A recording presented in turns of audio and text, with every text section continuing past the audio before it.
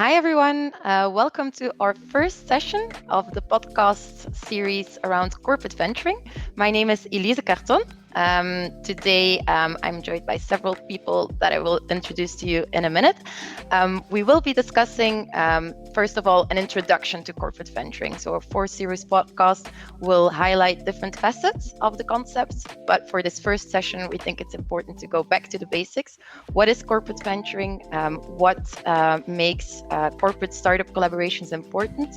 How can corporates and startups collaborate? But also what makes corporate and startup collaborations successful?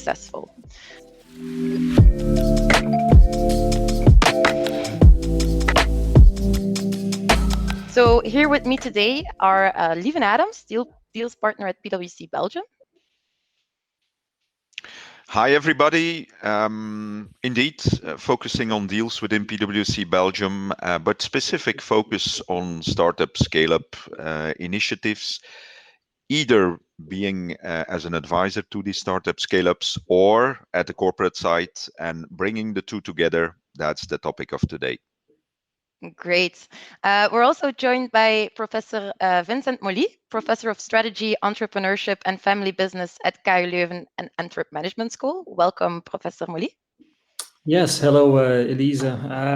Nice having you all here for, let's say, some insights that result from our research, because that's one of the reasons, I suppose, why we are here, to actually come with some insights that we got out of our research that we started, let's say, 2.5 years ago, together with PwC as one of our partners, which was called The Art of Corporate Venturing. How can we actually gain new knowledge, more insights on how you could create those corporate startup collaborations successfully?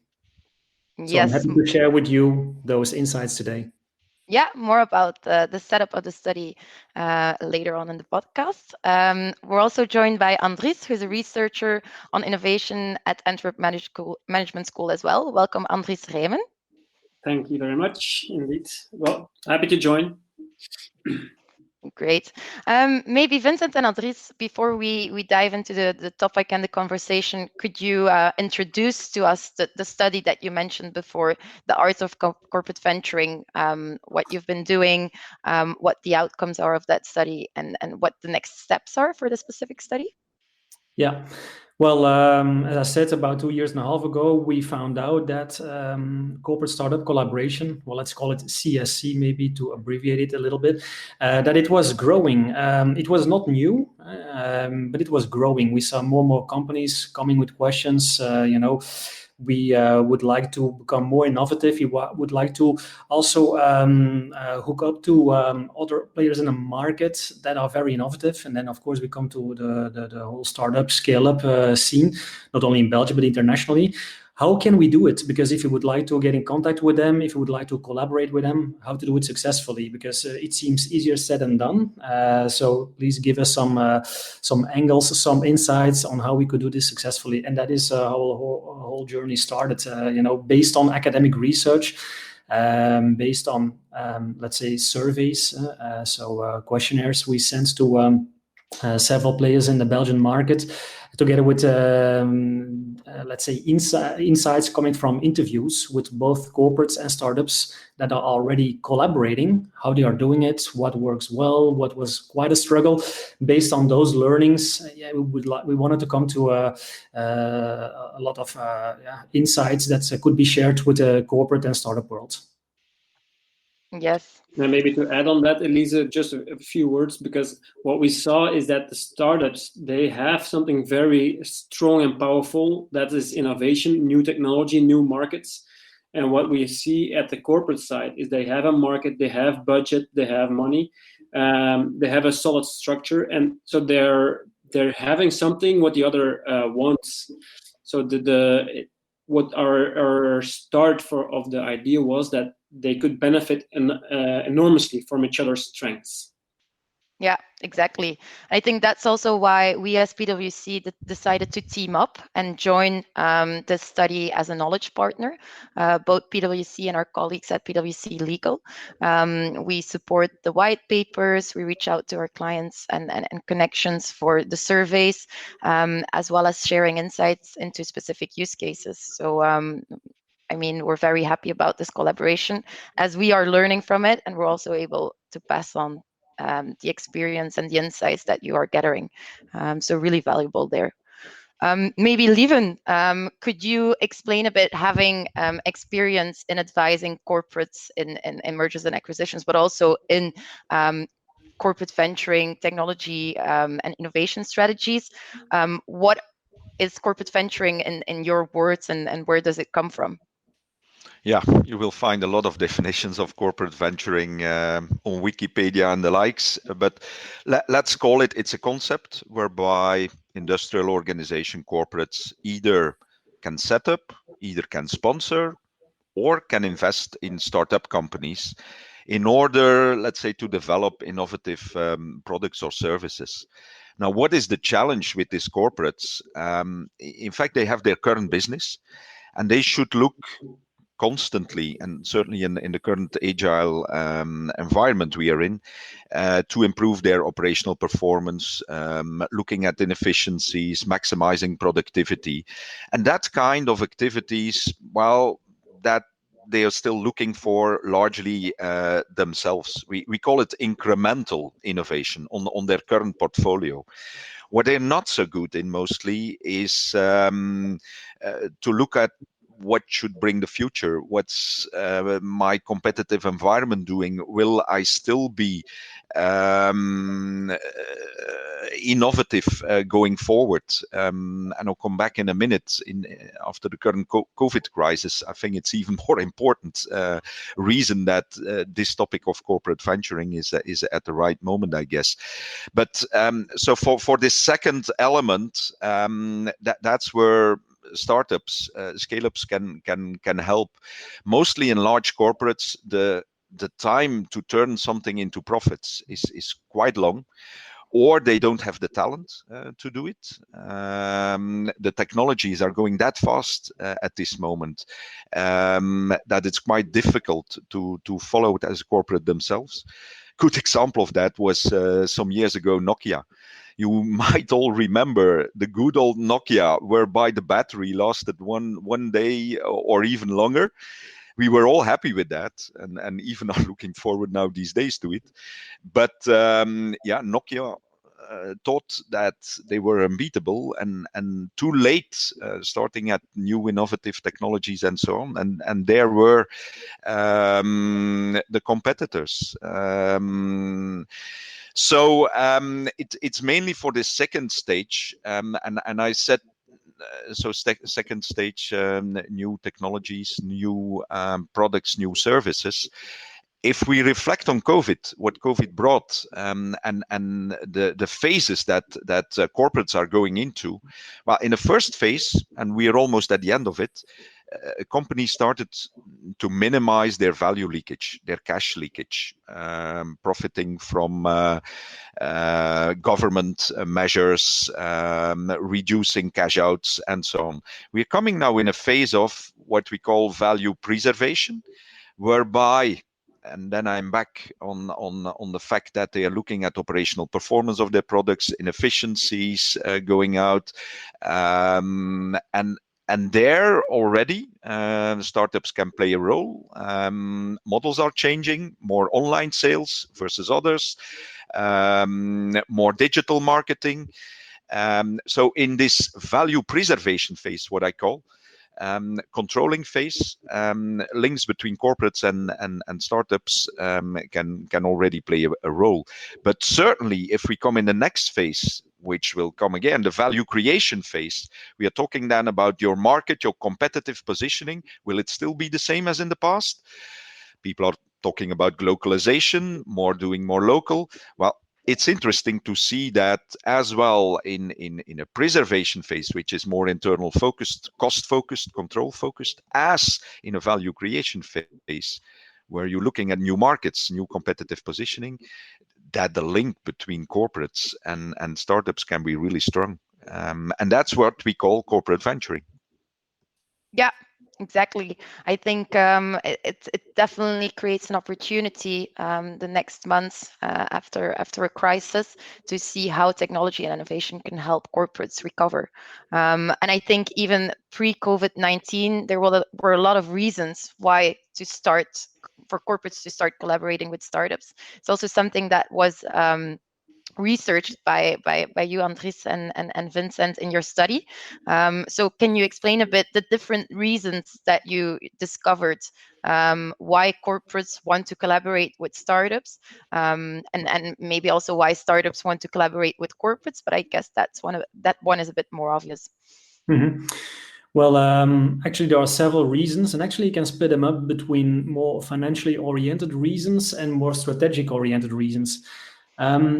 Both are still important, but initially, that's how corporate venturing started in the previous century. It was mainly financially driven. It was big corporates who had some cash available, and they invested it in young firms.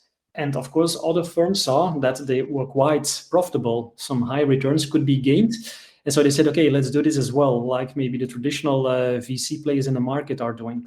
So it all started with a financial motive. And we have seen that, especially since the last 2 decades, it has switched more in the direction of more strategic reasons to collaborate. And that does not mean that the financial motive is not important at all, because in the end, if you start corporate venturing activity, it should be a sustainable activity in long term. So the financial part will remain important. But if it is your main motive, well, that's probably not the right way to start. The strategic motives are way more important there, as Andries can definitely say a little bit on that as well. Yeah, if we look at it as just more strategic reasons why corporates are engaging in these type of CSCs, corporate startup collaboration, is they want to reach out or start experimenting with new technologies or want to explore new markets.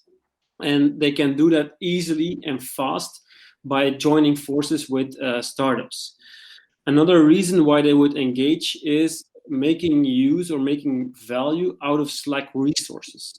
Right. Often they have IP or some offices or buildings that are unused, and maybe they can make use of this and make money out of this if they rent it out or let someone else use this. A big thing that we saw with a lot of corporate is the change in culture that they want to create. So what corporates are experiencing is that the culture is very critical in their innovative actions. And by collaborating with startups, they hope to change this culture a little bit. The vibe that these startups bring, they hope that this will stimulate more entrepreneurial behavior within the corporate itself. So these are some of the main elements, yes. Yeah, and I think that's really important to link it to a corporate culture of innovation. We often see corporate startup collaborations go wrong just because the corporate is in it for the branding or the visibility or to show that we are doing something with innovation. But it needs to go deeper than that to be successful, of course. Yes? Yeah, because what that's why I emphasized on they hope that the culture will change. And this is a critical element, because if you don't follow this up very well, and if you or you don't have a vision and a strategy behind it, it remains hoping. And it's only successful if you can really embed it in a larger vision and with a larger strategy. Yeah. Yeah, exactly. We mentioned corporate startup collaborations, CSC, a few times already. I think a few years back that meant corporate acquiring startup, but now we're looking at a wide range of possible ways of working together, which was also something that was researched in the study and that you spoke to many startups and corporates on. Can you share us a bit on how corporates and startups work together? Well, yeah, indeed, Elise, as you said, it used to be acquisitions, or let's say corporate venturing in a strict sense. It means taking an equity position in a startup or scale-up. And that's still relevant, it's still important, it's still being done, that's for sure. But that's not the only option, because if you take an equity position, corporates are not always willing to do that, or they are not allowed to do it, especially more governmental organizations. And by the way, startups and scale-ups are not always eager for that, especially not in the beginning stages. And so in that sense, what we looked at is how can you collaborate also strategically together, but without opening up your capital position. And so what we indeed defined is about 20 ways of collaboration, where you could say it could all start already with just exploring, go to events, meet each other, experience each other's solutions. There are every day several events organized nationally, internationally, where you can actually meet startup scale-ups, and where startup scale-ups can meet corporates, and where they can hear pitching their stories, and that is already an interesting way, I would say, to start the collaboration, or let's say to start the initial stages of further collaboration. And then if you move on, of course, you have more, stricter forms of real collaboration, where you say, okay, as Andries said, we have some data available, we have IP, we have buildings available, or machinery or labs available that can be shared with startups, and they can use our assets, and we can learn from them. We can see how they are doing it, how they are developing a product, etc. So also that is, for example, an option. Something very famous is, of course, also the whole world of the startup challenges and hackathons, which are also very frequently organized. And that's, of course, interesting as well, because there you can open your doors for 48, 72 hours, and you let the young firms, the startup scale-ups, come with some solution, or already come with a kind of prototype that ideally then can be developed further and turn into further collaboration after those events. You also, of course, have mentoring and advisory. Many corporates say, the paid forward principle. We have learned a lot from, people who have always believed in us when we were young as a firm, and we would like to give that back to society, to young firms. So we would like to mentor them and advise them as well, because we have a lot of knowledge on the industry, or on certain, in certain directions, is it HR or legal or whatever, and we would like to help them out with that. And at the same time, for example, by sitting in the advisory council of a young firm, we also learn from them. We see what they are struggling with, how they deal with it, how they are successful in certain ways. And so also that is a kind of win-win situation that can be created. And then, we have, of course, then other forms that go into buy from startups. We call that venture clients. You could say, that's maybe just a customer supply relationship, but it's not that logical, because many firms are not ready for that yet, because if they would like to collaborate with suppliers, they have some very tough screening process.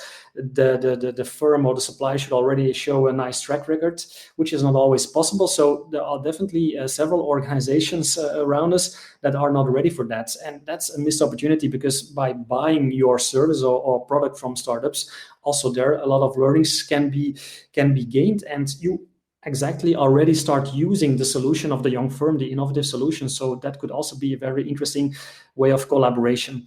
And then I would say, before we actually dive into potential equity, we also have what we call then co-development projects, strategic partnerships, or licensing, where you actually quite often create a joint team with people from the corporate and the startup and work together on a solution, and these are, the closest collaborations as you would expect.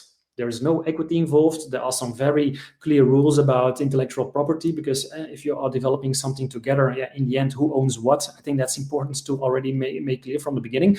But the thing is, you work together on solutions, and you can solve each other's problems, and that is extremely interesting, extremely valuable. And that is what we see growing, the interest in especially co-development projects, strategic partnerships. That is what is happening more and more. And I think one of the main ideas, or most famous ideas, is like BMW with their startup garage. They already buy very early from young firms, and then they develop together with them. And that's very learnful, I would say, for BMW, the corporate in this case, but also for the startup. So these are all what I have mentioned up till now, going from very light to more strategic and more I would say, intense ways of collaboration, but in none of the cases, equity is involved. So it opens up a lot of interesting perspectives. Yeah, exactly. Yeah, I think it's always there's always a lot of great examples abroad, but maybe Lieven, do you see any such ways of collaborating with your clients here in Belgium? Well, I think what has been said makes a lot of sense with what I've experienced at the corporates. Years ago, it was a hype. Everybody had to invest, and you've seen a lot of corporates also in my client portfolio, or quite some in investing in startup by taking a majority. And there you've seen that immediately a value instead of creation, a value destruction started. You lost the startup vibe, you lost the agility that was at the startup. And you could question what is the added value here of this model. So what Vincent is saying, that's also what I experienced at my clients, that you are going more now in, so from the one end, which is a full majority you take as an equity stake, so a pure investment model, to even simple models now as a client-supplier relationship. To make sure that this agility and this vibe is kept. Recent example that was given also as part of the program of the Antwerp Management School was for instance the Vincent et Sotra example. They started working together on a prototype without even a contract and a simple profit sharing between them. And then they saw, okay, there is a match here, and they, of course, at the end they made a contract and an investment was made, but started simple and let the startup stay in its own vibe, in its own agility. Very important as a factor. Also now in the COVID period, we've seen a couple of examples where speed was of essence. Take for instance Marks and Spencer. Internationally, at a certain moment, they wanted to bring their products, their key products, in 30 minutes to their clients, but they didn't have a channel for that. So they looked at Deliveroo to help them. Should they immediately then take an important stake in Deliveroo? No. So my message is here, and what I've seen at my clients is keep it simple. Certainly in the beginning, sniffing a bit to each other, and looking if it can work together, and if it works together, formalize it then through an equity stake, through a convertible loan, whatever. All the examples that Vincent gave also going forward. But keep it simple and step away from the equity and majority shareholding.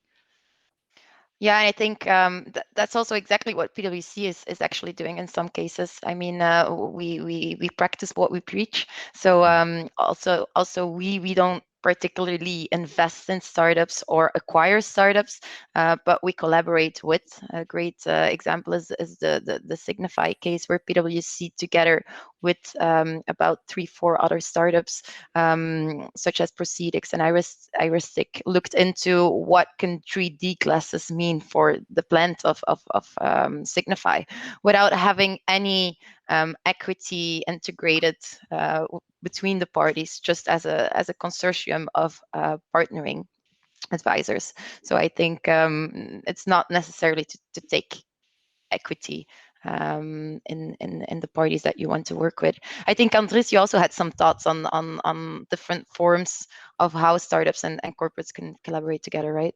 Yeah, so like Vincent said, it started with equity, and it also should be mentioned right now. But what we did as a first step in this research project is broaden up this scope. So we defined 20 different forms, which you can find in our white paper, the first white paper that we wrote.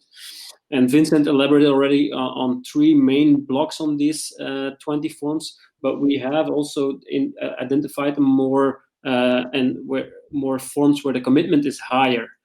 So the incubation and the acceleration, you can do it as a corporate, have an incubator. You can partner with accelerating programs.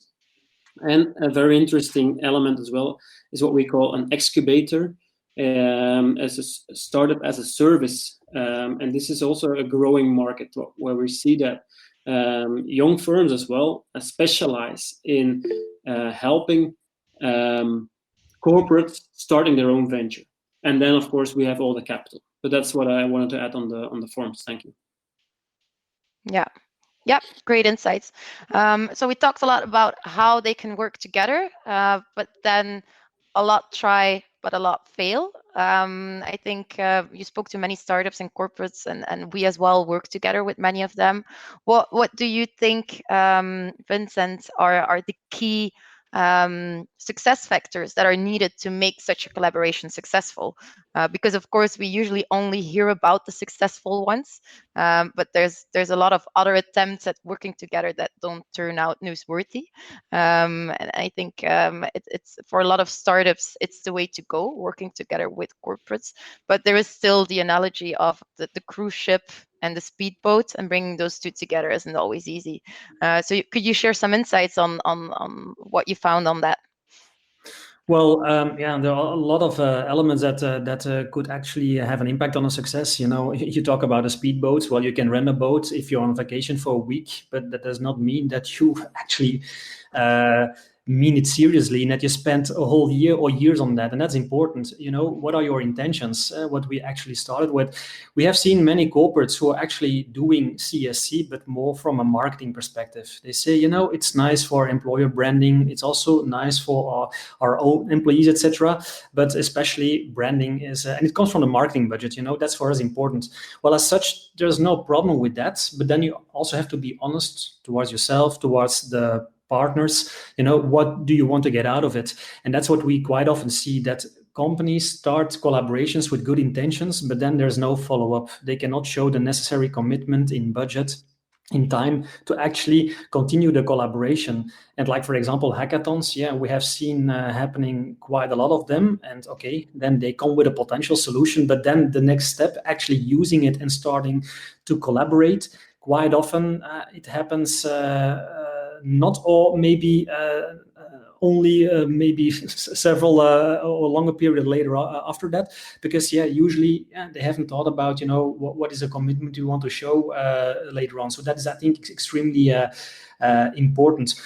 What is also important, you know, it's business, but it's also people's business. So if you would like to actually, you know, start a relationship with a startup, scale up, it's about getting to know each other, it's about dating, it's about talking to each other, and try to find the personal match.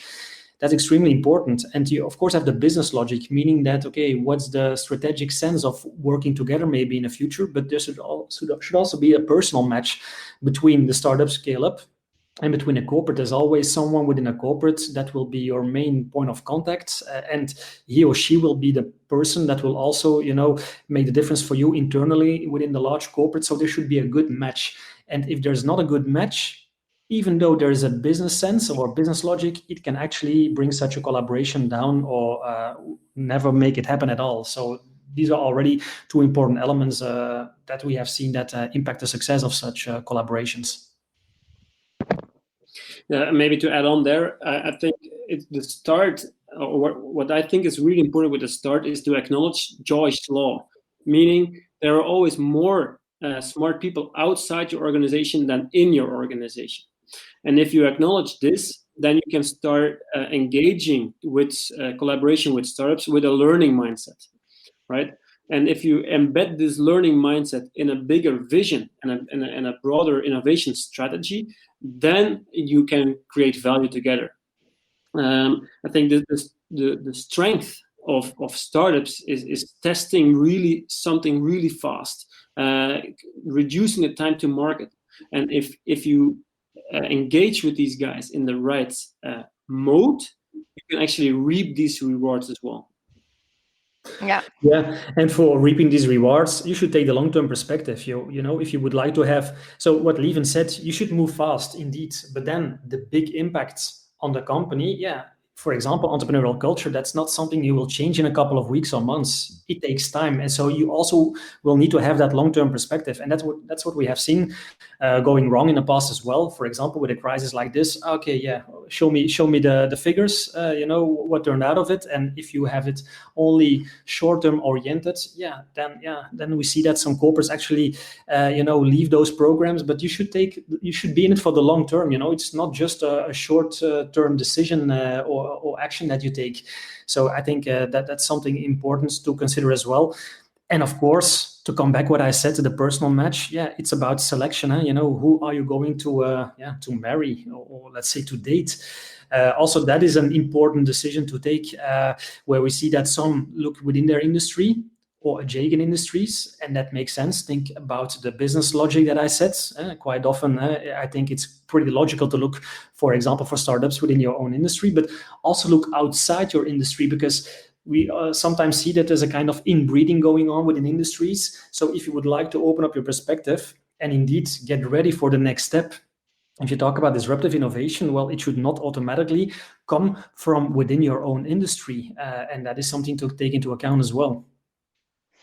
Yeah, I think you also briefly touched upon the long-term vision and the coach showed me the figures. I think that's an additional challenge in collaborations, that often the KPIs on which success is measured are not aligned at all. You can't treat a startup as a corporate project with the typical corporate KPIs, of course. Maybe a final question to you, Lieven, before we wrap up.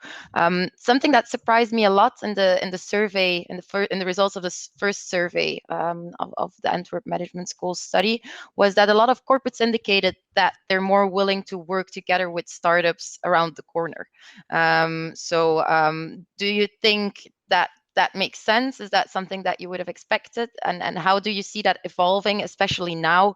After we all learned how to work digitally, but also maybe want to support our own countries. As I alluded already in the beginning, it makes perfect sense, and it's the right timing to have this topic on the table, reflecting on COVID.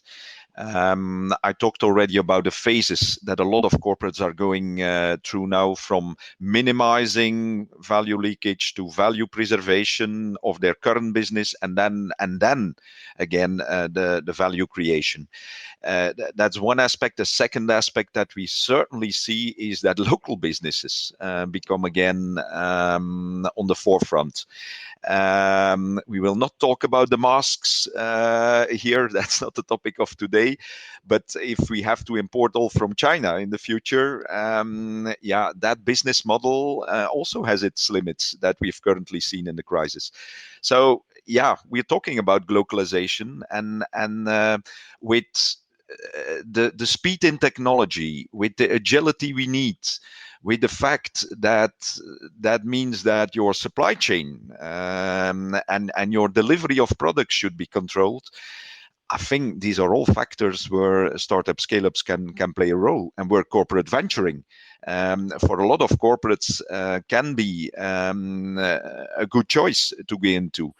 But as was said, then corporates also, I've seen, based on my experience, 3 common roadblocks why it doesn't work between corporates and startups. First one is unbalanced power, the large corporate versus the small one. Secondly, if the marriage is there, a mismatch overall in the organization, because in a corporate you have to pass 4 or 5 levels. That's not what startups want. And the last one is of course the cultural fit, and it was alluded to that KPIs don't make your corporate KPI list to a startup. So if corporates can make work and avoid these 3 common roadblocks in the current environment we are, I'm sure that there is a lot of future in bringing corporates and startups together. Yeah. Okay, great. Thanks a lot for that insight. Andries, I think you also wanted to share something to add on here. Yeah, indeed, because I think indeed we saw that the corporates indicated that they wanted to work with startups that are locally close. But I think there are two things playing. You don't know what you don't know. So they only know the startups, or they have an acquaintance with startups that are locally embedded. So, but there is this push and pull that needs to happen as a corporate. If you want to collaborate with startups, you are going to look for startups, and obviously you will look in your current surroundings. But if you communicate your vision, your innovation vision, your innovation challenges, and you can communicate those well, you will receive questions from way beyond your local ecosystem. Mm. And there lies, I think,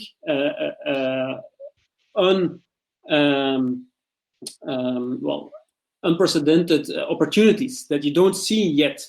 So if you can communicate these elements very well, you might open up the collaboration scope a little bit. Yeah, and indeed, I'm talking about local, but thinking also if you want to set up a greenfield somewhere, while doing yourself, if you could have a good startup in another country. So it's not only local, the globalization will help to bring them together, but there are much more opportunities if you start thinking about it in the current world of agility and speed. Great. Yeah, I think that's a great insight to end the conversation with. First of all, I want to thank you all very, very much for your participation and sharing your knowledge on the topic. To everyone listening that wants to find out more about the white papers published by Antwerp Management School, or how to get involved in the study, on pwc.be/podcast, you can find the links to all these documents and the people to reach out to. And in addition, you can also have a look at what companies in your sector of your size are doing when it comes to corporate venturing. So we talked about the different forms of corporate venturing, and you can interactively check and benchmark what the competition is doing when it comes to working together with startups. So make sure to check that out as well on pwc.be/podcasts. And then I look very much forward to hearing everyone again in our next session that will zoom a bit deeper onto one specific form of corporate venturing, and it's startups taking on a corporate investor, a minority stake in their company, to help accelerate their growth. So thank you very much.